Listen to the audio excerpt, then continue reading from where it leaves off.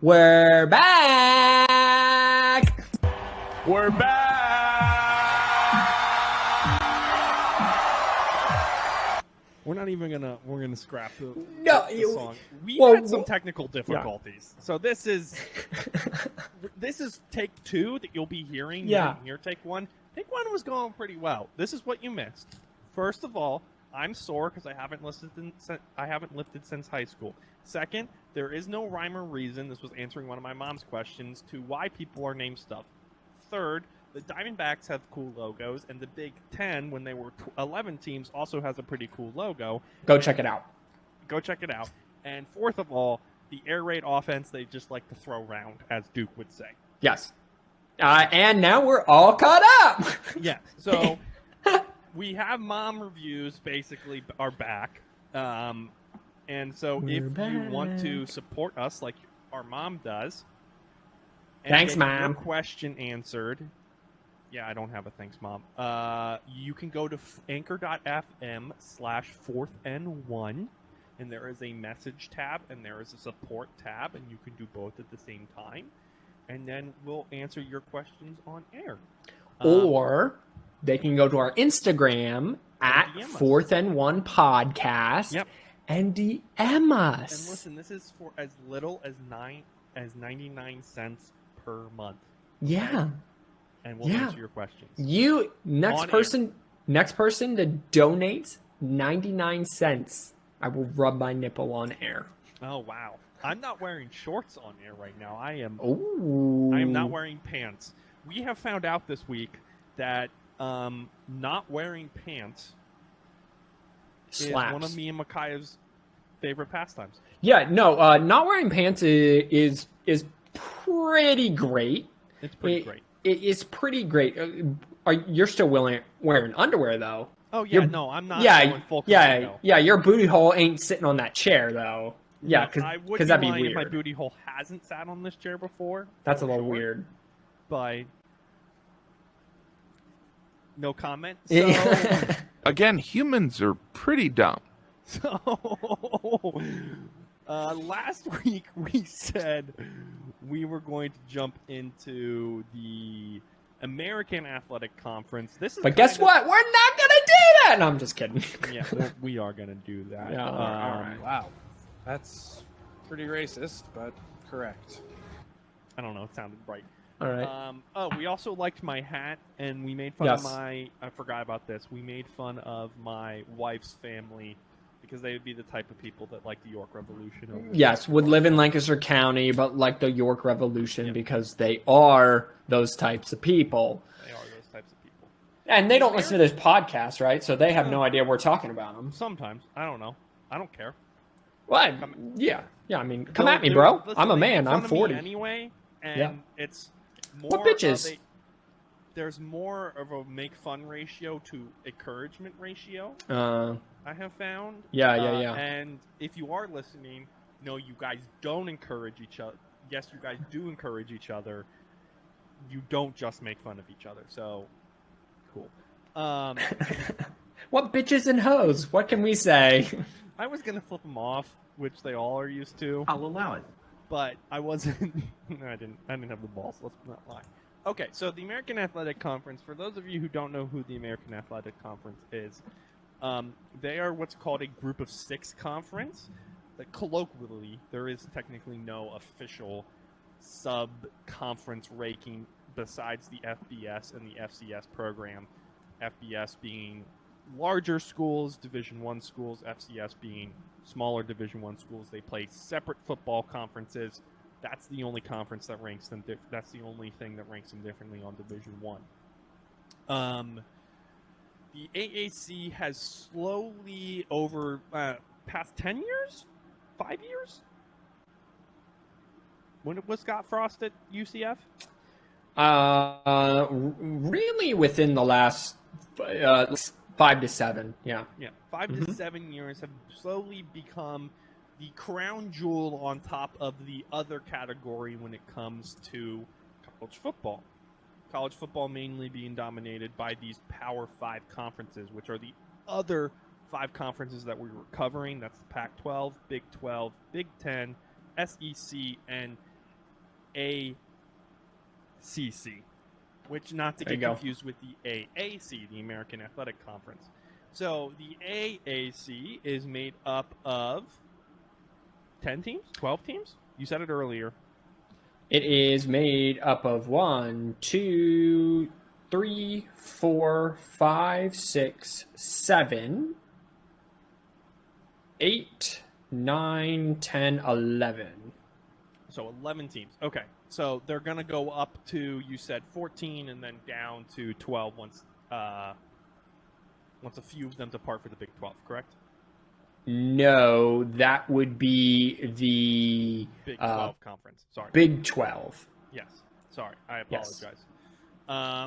So to start off with this, if you follow college football at all, which the people who have do, you know who Cincinnati is. Cincinnati, head coach by Luke Fickell, built this program from when he was at Ohio State. I'm doing quick recap, so stick with me. Stick with me, camera guy. It's about to get serious. He was at Ohio State for an interim. He was their offensive coordinator, was at Ohio State when the whole scandal thing went down before Urban Meyer. He took over as the interim coach, did all right. However, he lost a lot of his players because it was a recruiting scandal, so a lot of them got suspended. They hired Urban Meyer, and then he went to Cincinnati. He built Cincinnati. He stayed on staff for a few years and then went to Cincinnati, but yes. Okay, close enough. Mhm. He built Cincinnati's program from nothing. I think that's fair to say. They were really bad. I think only 1 or 2 wins when he took over the year before. So, a nothing program in Ohio. Oh, listen, Ohio has no programs other than Ohio State. They have small schools, and what he did in basically 4 to 5 years at Cincinnati was made them a national championship contender, as Scott Frost did with UCF, making them. I mean, I would have liked to see them lose to Alabama or beat Alabama. It would have been cool, but Well, they beat Auburn, yeah, the UCF. second best team- the UCF, they're when they claimed the national title, their national title, unofficial national title, they're at least the second best team in the country for me. If they were in the BCS standings, they would have played Alabama for the national championship. more than likely, yes. Yeah. Mhm. So we decided to spotlight the AAC because one of the one of the group of 5 is what they're called, which is, let's see if I can name them just for my own sake. We have the AAC, the American Athletic Conference. We have the MAC. We have Mountain West. We have the Sun Belt, and we have Conference USA. Those are You got it. Those are what are called the group of 5 conferences. Wah, wah, wah. Thanks. Hey, Daddy.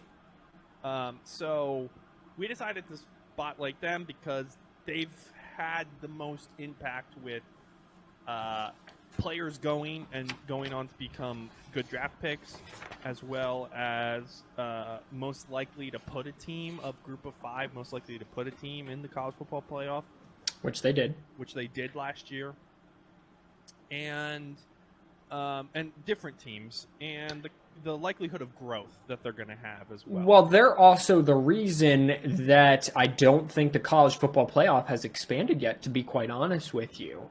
Now Because- yeah. Because, I mean, there are other reasons, and other reasons have been cited, but they want a seat at the table, and I think they want an automatic qualifying bid.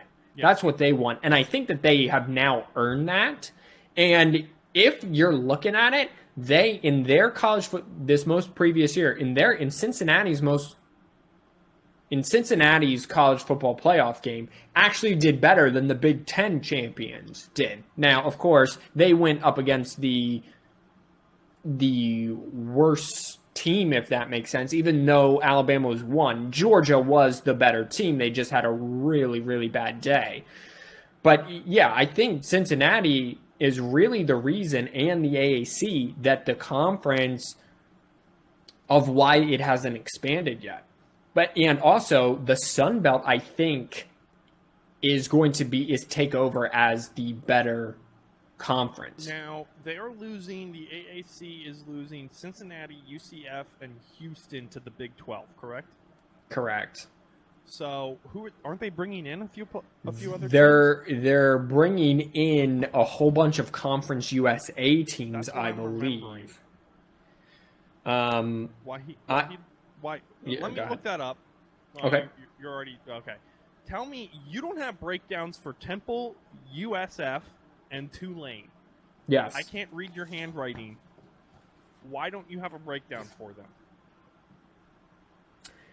It says Temple, USF, and Tulane have pulses? Question mark. They're the bottom of the barrel. 6 universities will be joining the 9 continuing members of the American. This is after Houston, UCF, and Cincinnati yes. depart. They will be. I'm sorry.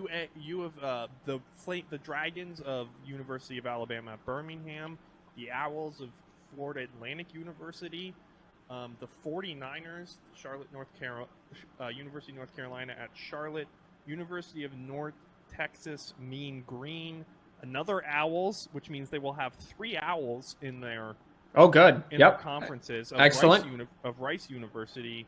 And UTSA, our favorite team, Yeah. the Roadrunners. I mean, they didn't add bad teams, but the teams the Sun Belt added are better.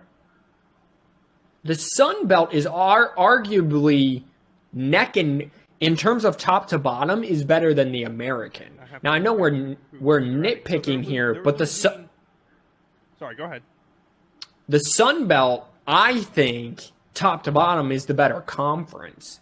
And the Sun Belt are adding JMU this year. Yep. They're also Which is adding James Madison University, which is one of the best FBS teams. FCS. FCS teams, sorry.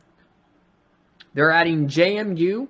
They're adding well, first of all, UTSA, the addition of UTSA after UTSA just went 12-1 last year looks amazing right now. And if UTSA can keep that up, listen, It will help the recruiting, which will help them. A lot of teams. I mean, look at this. They got North Texas, Rice, UTSA, 3 teams in Texas. Then they have Boca Raton, Florida, Charlotte, North Carolina, and Birmingham, Alabama. All fertile recruiting grounds to add to the American. That's the American. The Sun Belt is adding JMU, which is in Virginia. Yep. Marshall, which is in West Virginia. Yep. Old Dominion, which is in Norfolk, Virginia, and the University of Southern Mississippi.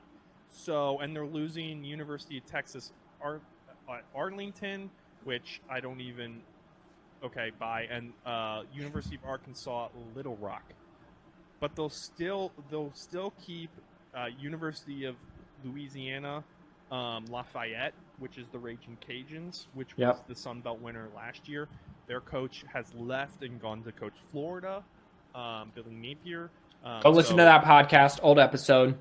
So SEC. hopefully the guy who replaced him, don't know him off the top of my head, I'm sorry, is going to do well. They still have Coastal Carolina, which is for a little bit last year was the best South Carolina team. And then they also have Appalachian State, which has always been dominant since they've been in the FCS. Which has always been Michigan's fans' favorite team to root for. Yes. Because last time, or 2 times ago that they played, Michigan absolutely just destroyed them. There was no upset of a top 5 team first ever. Didn't drop Michigan out of the rankings and ruin Mike Hart and Chad Henney's senior year or anything. And Michigan fans aren't salty about it at all. Not at all.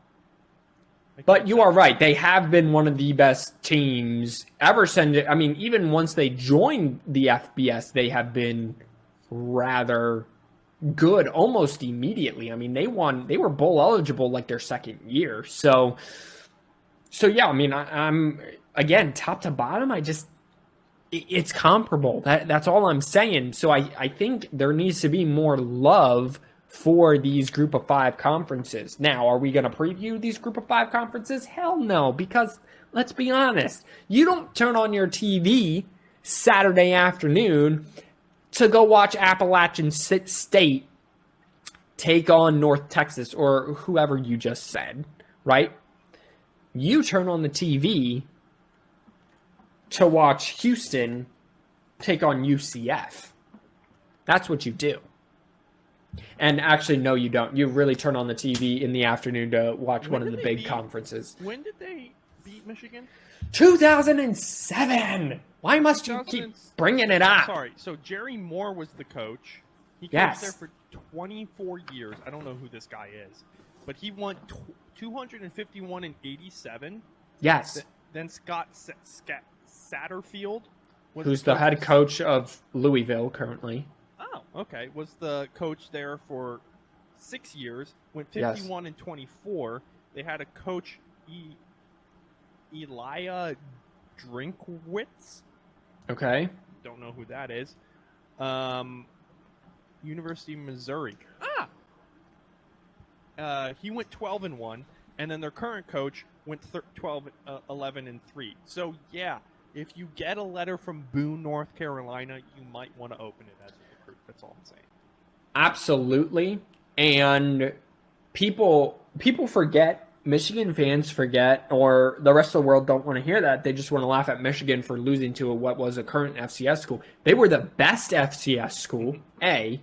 And B, that team was loaded with NFL talent. Yeah, That actually, people- hold on. Let me pull that back. That was the 2007.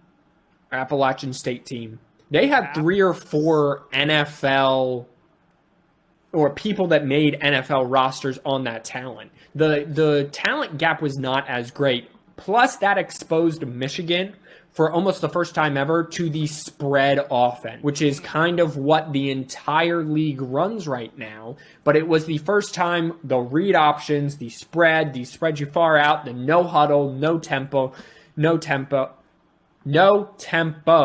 offenses, or high tempo offenses, no huddle offenses that gave Michigan trouble forever, and really until Harbaugh got there. And really then it took Harbaugh 3 years to transform his offense into a spread offense. So Michigan has finally entered the 21st century, ladies and gentlemen. Not Okay. that I'm salty about it. Here is the people who had. Okay, so Dexter Jackson was a senior on that team. He went second round in 2008 draft to the Buccaneers. Brian Quick, who's currently playing, I think, was drafted by the St. Louis Rams in the first round. I don't know why I know that name. He was a freshman on that team. I think he's a coach. I think so too. Amarte Edwards was the quarterback. He was a sophomore at the time. Yep. Kevin Richardson was he holds the school's record for most career rushing yards. He was the running back. Corey Lynch was a defensive back. He played for the Chargers apparently at one point. I could have sworn there was a bunch of other well-known. But you just rattled off 6 names right there that were on NFL squads. They have a Wikipedia page, so yeah. So, right. So, but again, this is why Michigan fans are so hesitant about any team. And if you want to hear more about that, go listen to my podcast episode with Robert, labeled 2 Michigan Men, 1 Podcast. It slaps. It's a great listen. Go check it out. So you want to dive in or what? Yeah, I do want to dive in. He is not a current coach, for the record. He was Okay. on the Washington Redskins, but Commanders. Okay, so I don't care about ECU. I don't care about Tulsa. At the end That's of the day, pretty racist. Sorry, your comment about Wow. That's pretty racist, but there you go. correct. I almost ask you where Tulsa was. Do you know where Tulane, University of Tulane, is located? That's in Louisiana, isn't it? Do you know Mississippi? where in Louisiana? Oh,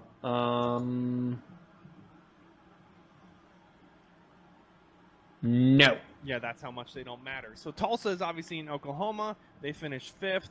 I don't care about them, so we're going to skip over them. Eastern Carolina is located in the eastern of Carolina.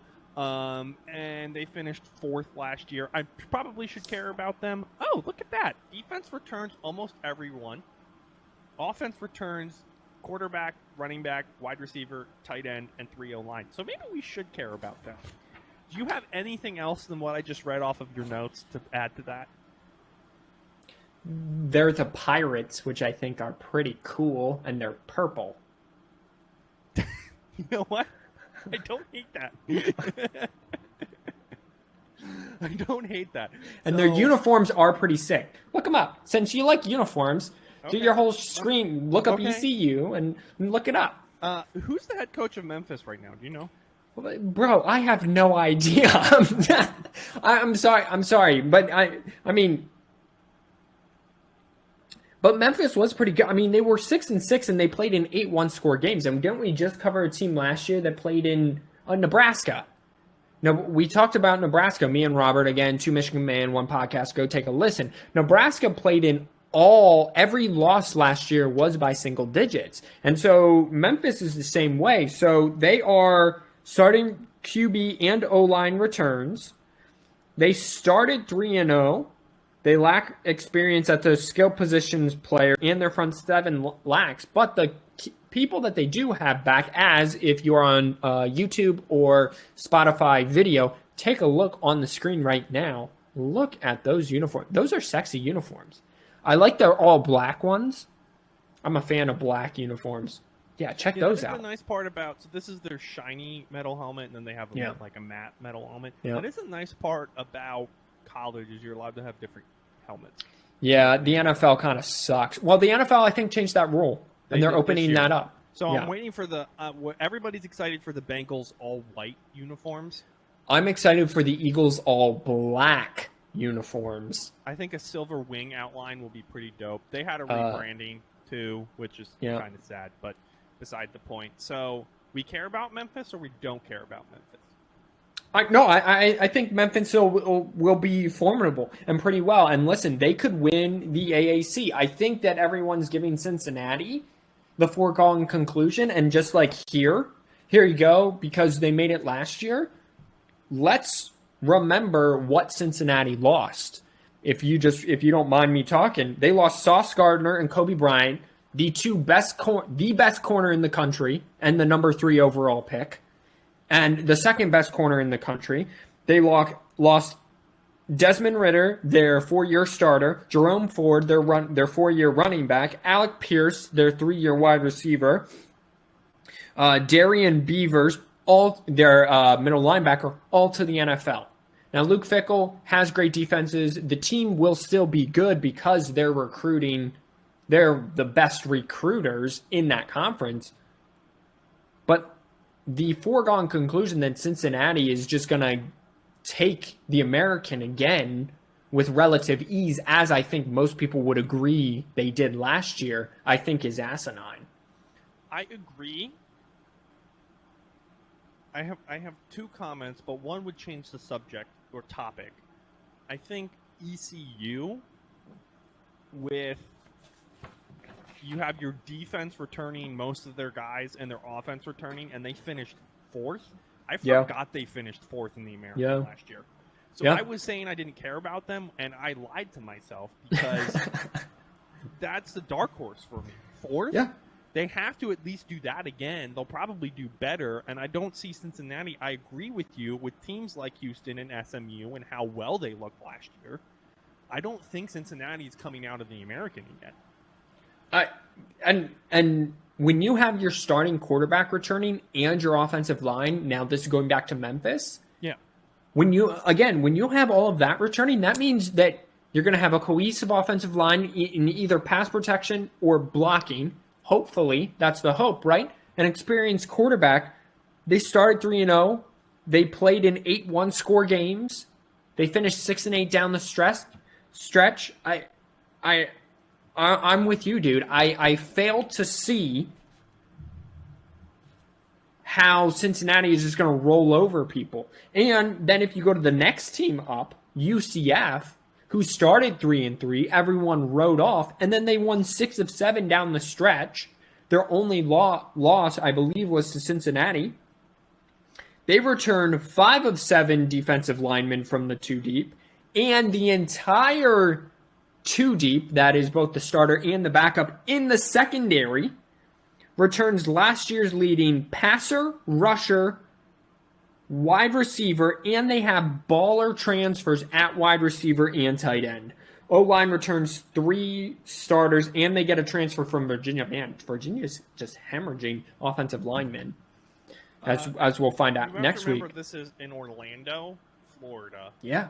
Those are 2 separate points, by the way. So, It's in Orlando, Florida, and it's the second, normally the biggest college by enrollment.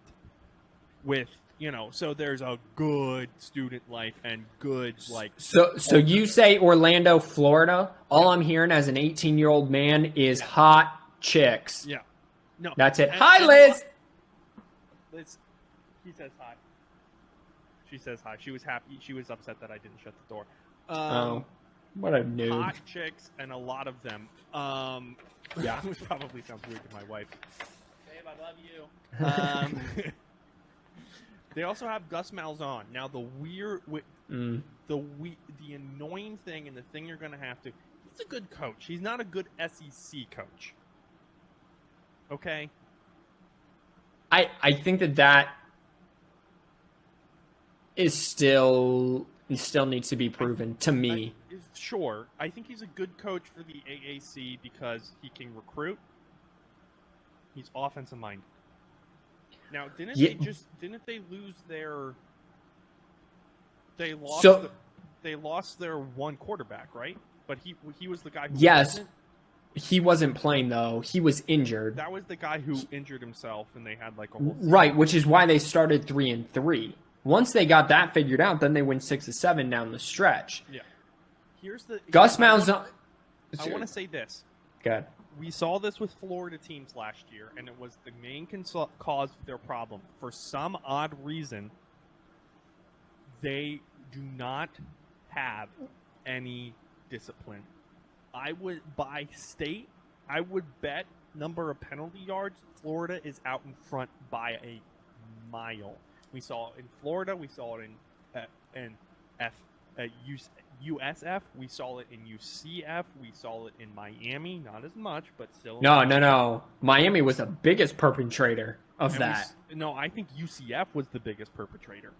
When I turned on a UCF game, because I would watch, when I turned on a UCF game, you would see them every other play. Well, but there were points. I think we even talked about it last season on the podcast. How Miami, it was like a step forward and 2 steps back because it would be a 30-yard gain negated by some 10-yard holding penalty. Then on the offense or when they were on defense, they would get a 3-and-out stop, and then one of their defensive ends would just sock the quarterback right in the helmet, get a targeting penalty. It's a 15 yards automatic first down.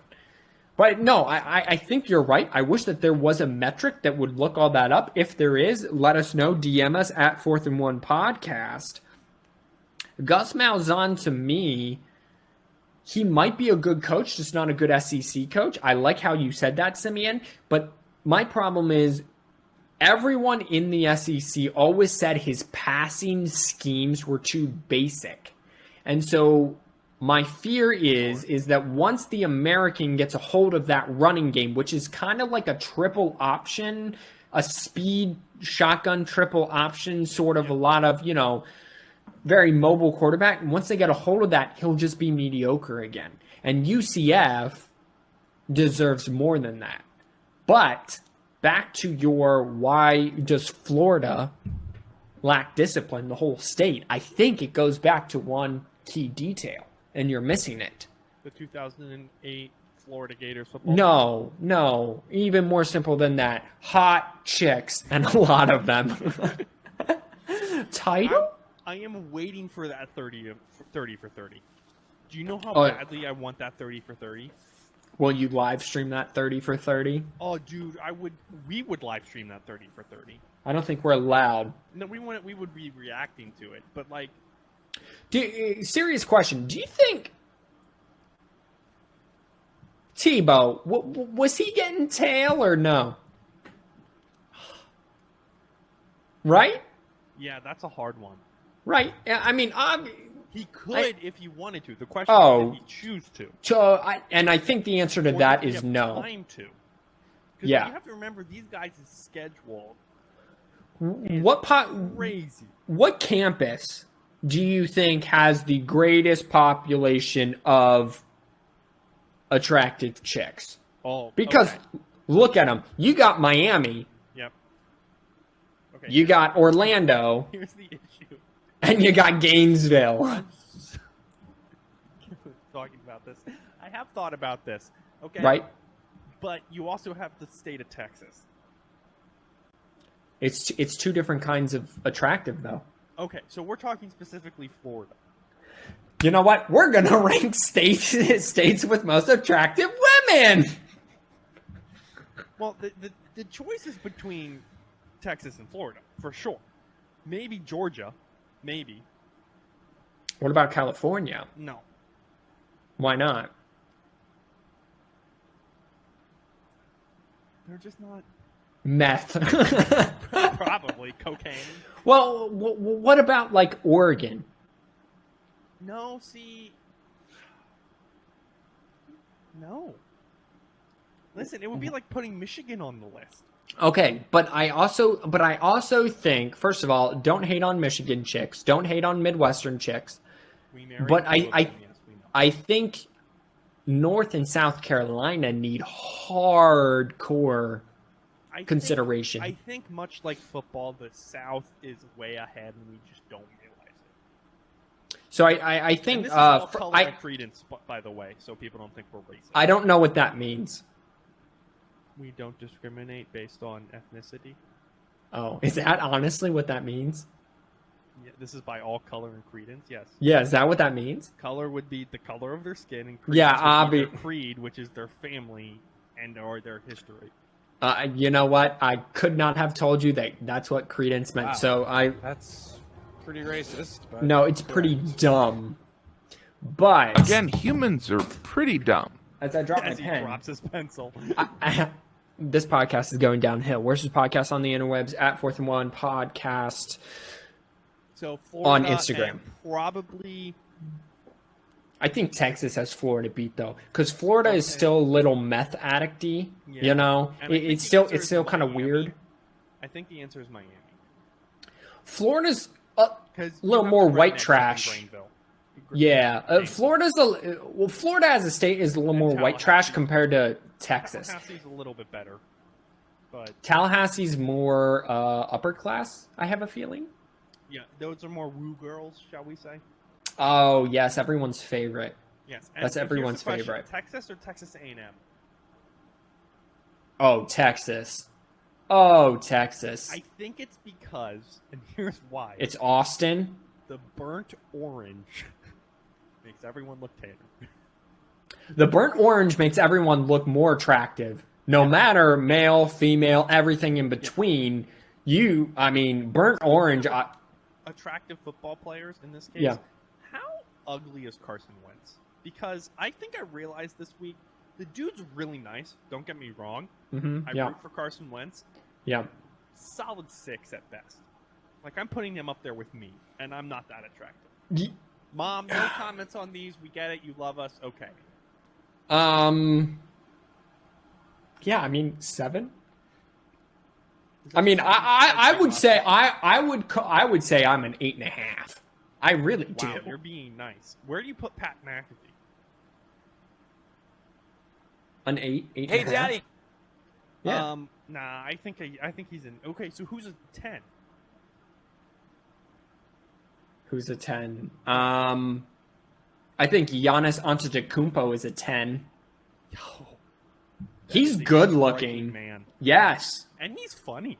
Yo, He Giannis is is hilarious. He is very Hey, Daddy. funny.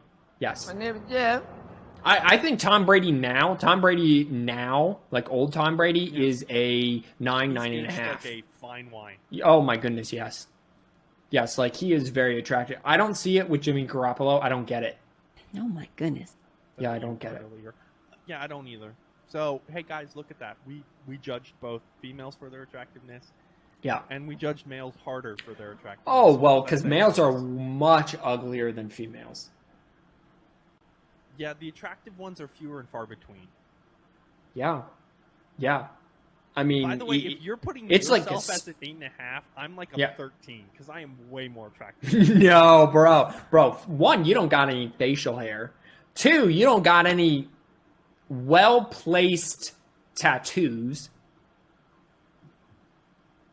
And three, you're Captain Fatty, bro. Here's the yes, you're right about that. So two things. First of all, unlike somebody, I'm over 6 foot.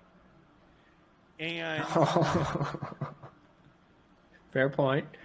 I'm 5'11 and 3/4, and I'm very proud of the fact that I am not 6 foot. also watch me lift things up and put them down so well that then you're just like, yeah, okay, that's fair. Yeah, well, you know. So back on the American Athletic Yeah. Conference. Sure. Yeah. So to kind of, do you remember like back in the 80s, SMU was found No. paying their players? Because I was born in 1994. No, I don't remember back in the fucking 80s, you moron. Number one, how dare you? No one cares! No one cares about the Watch 80s. out, 30 for 30. They're the only team to ever get, college team to ever get a, or even possibly pro team in America, to ever get a year ban. Yeah, I understand that. And they were breaking the rules, and they were basically 2020ing it back 40 years earlier. Yeah, I understand that. Boohoo, How cry me a salty river. do you think those people are right now? Because the Oh. NIL, they could just do it now. Oh, ridiculously 'Cause salty. remember, SMU's in Dallas, and Dallas in the 80s was like rich people Miami. Well, it took them pretty much 40 years to come back from that. Yeah, I mean, they were- it wasn't until they hired Sonny Dykes, Yikes. which was only like 5 years ago, until they started being competitive. I mean, they were 2, 3, 4 wins a year max. Right. They were So- Conference USA. Oh yeah, I mean, this At was the before. time was bottom feeding. Right, exactly. So yeah, no, I mean, I would be salty right now. I mean, the NCAA, as we know, is just a ridiculously. I mean, it is FIFA, it is the NCAA, and then it is miles and miles before you. Above them before you get to the next governing body that's actually good. I mean, they are just so far below everyone. It is there's ridiculous. 30 feet of will shit, and then there's us. Sort of Right, exactly. I mean, quote the great Brad Pitt. right. I mean, it is the MLB. Again, the MLB is all other leagues above it, and then it's the NCAA, and then there's 50 more feet of shit, and then it's FIFA. You know, that sort of deal. Because everyone hates FIFA. Everybody hates FIFA. Okay, So- SMU started off Okay. 7-0 before losing 4 out of the 5. They were looking good. They were up highly ranked in the teens, I think, just outside the top 10. Now, if you remember, we said SMU needed to kind of run the table for Cincinnati at the time to have a say into the college football playoff and for their schedule to hold up. So that didn't. Cincinnati kind It's the of same exact thing when you said that. kind of started that downfall. I think they're a sleeper just because of the offense that they're going to run. SMU's going to run a high-tempo, fast-paced offense. Rhett It's like Lash, Sonny went to TCU. Who did they bring in? Rhett Lashley, my dude, who I was nice. just I about nailed to that. say. So Look at that. Look at me go. Rhett Lashley was there as the offensive coordinator when it was Memphis and SMU who put up that. When Memphis, it was Mike Norvell's last season at Memphis, and it was like 49-54. It was over 1,000 yards of offense. It was so entertaining. It was unbelievable. No defense was being played. It was awesome. And my wife didn't appreciate it because, you know, she doesn't appreciate the love of high-flying offenses. And it was called by Kirk Herbstreit and Chris Fowler, which just made my heart grow fonder. Anyway, offense brings back Tanner Mordecai, QB, leading wide receiver, both running backs, both tackles, and 2 transfer wide receivers. Excuse me. And the defense brings back 7 starters. Rhett Lashley has it all laid out in front of him. Rhett Lashley could turn this into... Curry way downtown. Bang! Bang! Oh, what a shot from Curry! To put you into a soundbite. Thank you. He has everything laid out in front of him. He could turn this into a great gig. And every offense that Rhett Lashley has touched, where he has been an offensive coordinator, has been a high-powered, high-scoring offense. So SMU is going to put up the points. It's just whether or not their defense can So, to me, hang on. fair. To me, what I'm hearing you say is this is really going to be a decision between who's better, SMU or Houston, with maybe Cincinnati, UCF, or possibly ECU making a run at it. I think it's the most wide-open conference that we have that we're previewing. Let me put it that way. Okay. However, my favorite, if that's what you're asking me, are you asking me that? Well, I was kind of transitioning you smoothly into breaking down Houston. Well, then let's do it. My pick to win this conference is Houston. Okay. Not only because in my online dynasty in NCAA 14, that game still slaps and still is Still one of the holds best, still holds up. Absolutely. Not because they are my team I'm currently dynastying with, but because they won 11 of their last 12 games. They lost their opening game to Texas Tech.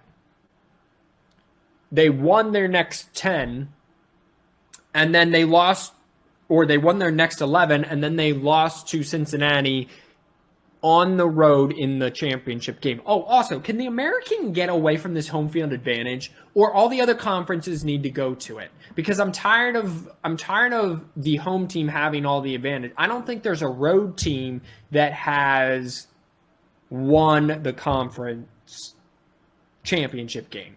So can we get away from that, please, and go to either a neutral site game, because there are plenty of stadiums around that you can do within driving distance, or all the other conferences need to do this, because I also kind of like it. But Houston returns 10. What do they do? Because I was trying to get like a breakdown of how they do conferences, because I think it's an East-West sort of deal. Their championship game is played at the highest seeds home field. Okay. So Cincinnati had the American Championship game at home. Right, and you like that?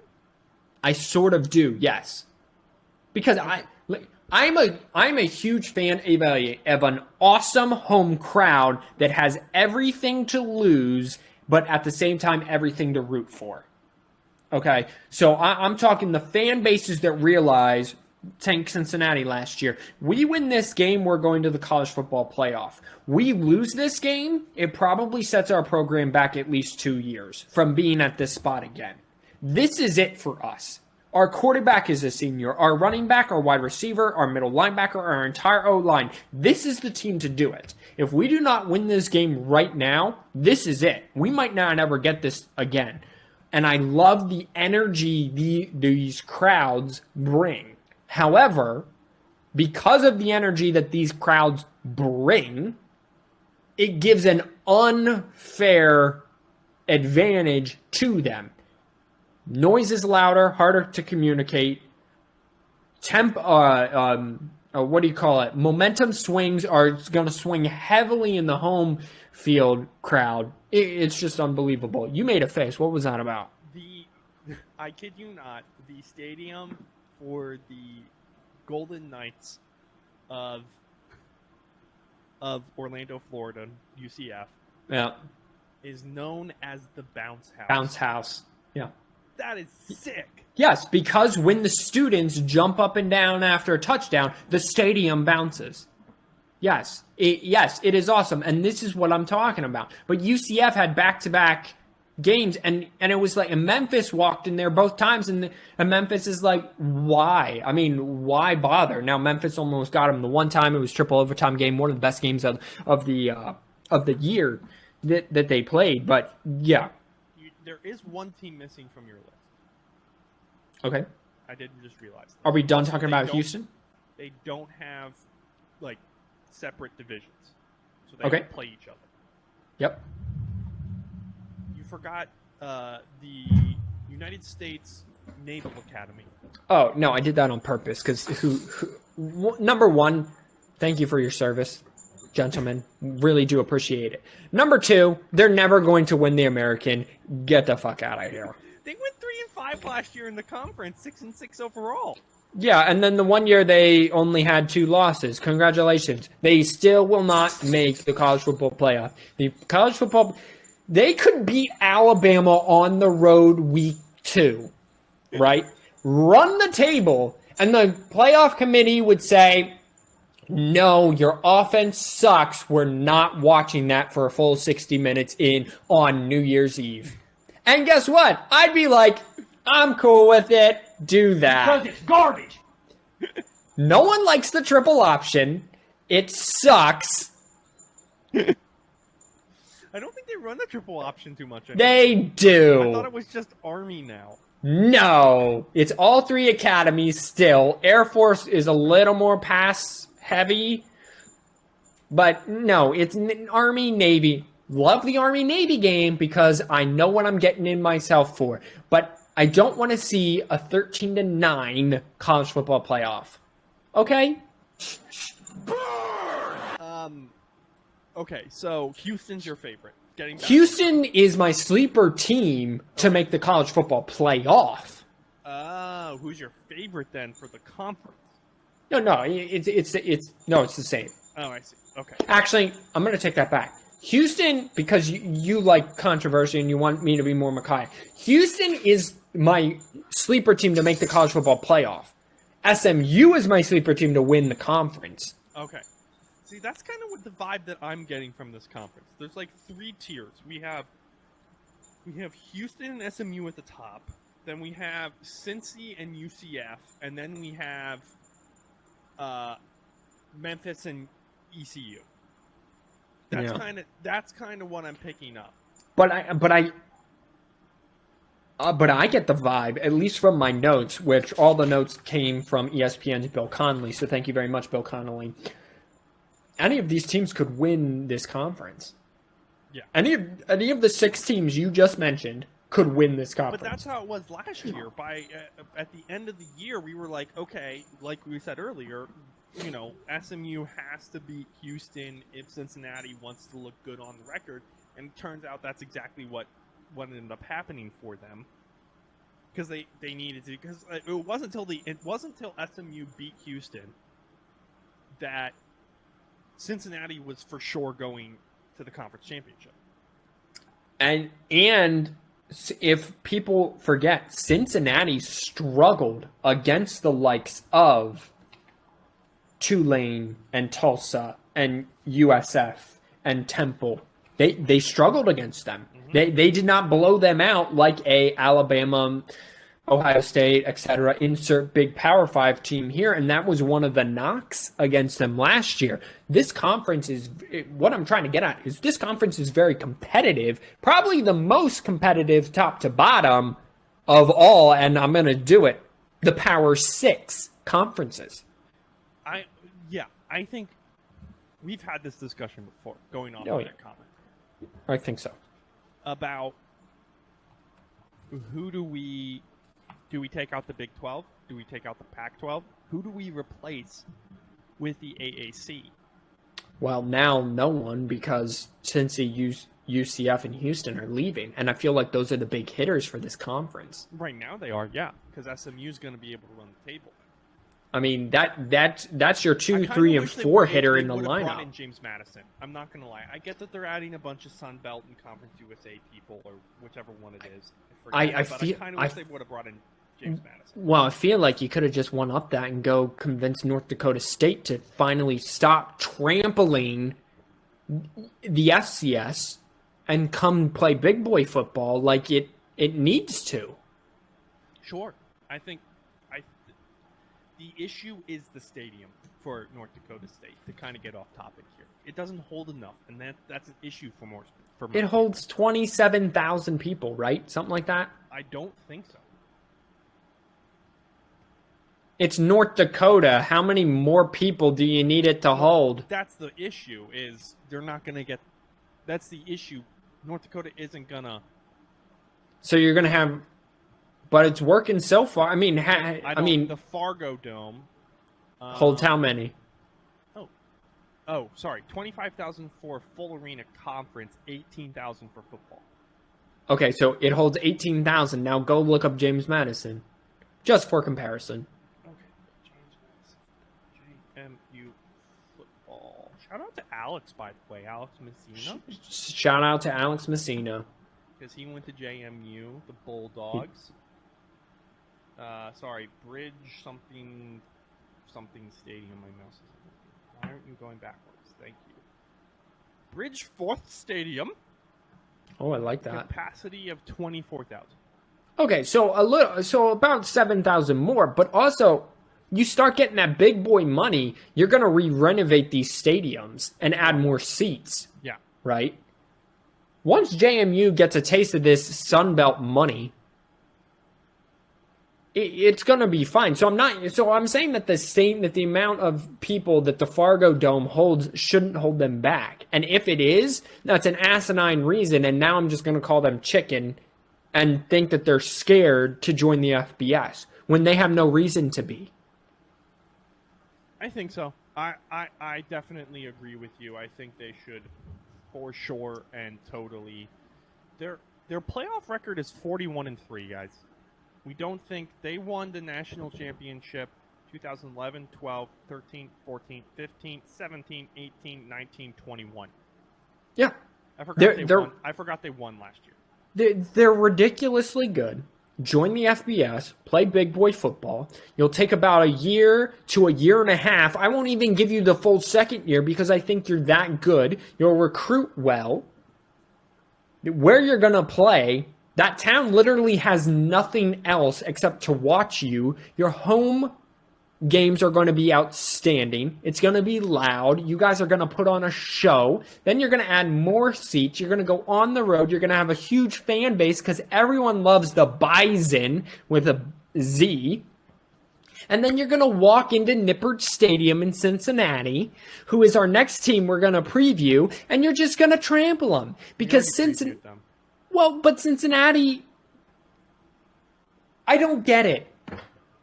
I really don't. I think they just scream one-hit wonder to me. I agree with you. Or they're not going to come back this year. I don't think so. I think they're going to finish third. I think it's going to be close, and they maybe even fall all the way down to fourth. But I'm still with you from the perspective of they're just not going to be able to make it until the next until the next recruiting class comes up. I honestly think that the AAC really, they don't have enough money to keep Cincy, UCF, and Houston, which, by the way, are the last three teams to make either the New Year's Six or the college football playoff, and those teams have done it multiple times, some of them. They're letting them leave early. But, I mean, it's a shame because I really thought, and you mentioned it, and we kind of breezed over that fact, the AAC, the American year, I think they were on the verge, if they would have brought in maybe a BYU or something, of overtaking the Pac-12 and getting the respect as one of the Power 5 conferences. So, I mean, I don't know. So, winner, who you got? Who you got? I got Houston making the playoff, but SMU winning it. It's kind of like, it could go to me, it's a flip of the coin. No, you can't. No flipping coins. Okay. Give me a in that team. case, I think Houston, because Houston kept their coach. Love it. Don't hate it. But also, it's Dana Holgerson, so he's a lot like another coach we previewed who he always just finds a way to goof it up. James Franklin, that's who it is, and we didn't preview him that, but yes. That would do it. And listen, Big Ten, if you're listening to this before we wrap this up for the day, go ahead and sign North Dakota State to a conference. I think they'd be good for the Big Ten. Hey, Big Ten, why don't you just not suck? I would, okay. Who would you replace North Dakota State? Illinois, Indiana, Mm-hmm. Northwestern. Illinois. I think it's Illinois. I think that's the Because I like how Michigan beats up on Indiana. Like, come on, okay? Yeah. And they always play them well, to be fair to Indiana. Yeah. Oh, well, And they you know, have for full a uniforms. quarter and a They use the for, cream color very well. for a quarter and a half. Yeah, sure. Northwestern, I have way too much respect for. Pat Fitzgerald, what he does with those academic requirements and getting that team every couple years to play in the championship game, I think is just outstanding. Illinois, you're a party school. Go party in Champaign, Illinois. Okay? Like, who cares? Noise. Ah, got him! Well, ladies and gentlemen, this has been the 4th and 1 podcast. As always, 4th and Anchor.fm, 4th and 1. The Duke Man's here. That means we gotta go. Thanks for listening. Wash your hands, you filthy animals.